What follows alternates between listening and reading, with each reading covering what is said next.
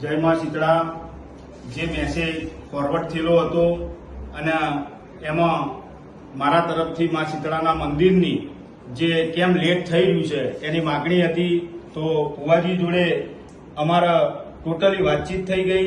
એમાં જે કોઈ પણ પ્રશ્ન હતા એની વિગતવાર ચર્ચા થઈ ગઈ અને સાંથલ ગામના વિકાસની પણ વાત થઈ ગઈ અને ટોટલી રીતે થઈ ગઈ। પણ જો કદાચ એ મેસેજથી ભુવાજીનું દિલ દુભાયું હોય તો હું ફ્રેન્ડલી સોરી માંગુ છું અને સાંથલ ગામના વિકાસની અંદર કે જે પણ કોઈ કાર્ય હશે એમાં સાથ અને સહકાર આપી અને વિકાસના કાર્ય કરીશું અને ગામની ઉન્નતિ અને જન્નતિ બે વિચારીશું અને એવી રીતે બંને મળી અને ગામનો સહકાર લઈ અને મા શીતળાનું મંદિર પૂર્ણ કરશું એવું હું ભુવાજીના સાથ સહકારનો વચન આપું છું।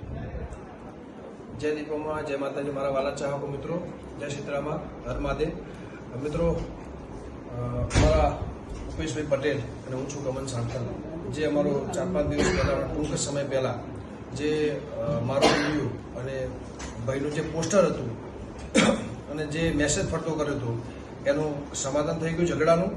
એટલે કોઈને હવે આગળ ફોરવર્ડ કરવો નહીં, કોઈ ઇસ્યુ કરવો નહીં અને આખા ગામ વતીથી અને આખા ગામની લાગણી પ્રેમ અને ભાવથી અને આખા ગામની સંમતિ ભેગા થઈને આગેવાનોનું માન મર્યાદા રાખીને અમે આ ઝઘડાનું સમાધાન કરીએ છીએ। જય શીતળામાં જય દીપામાં મારા વાલા ચોકો મિત્રો અને આનો ખોટો કોઈ ઇસ્યુ કરવો નહીં અને આગળ કોઈને મેસેજ ફોરવર્ડ કરવો નહીં। સોરી, જય માતાજી જય દીપા।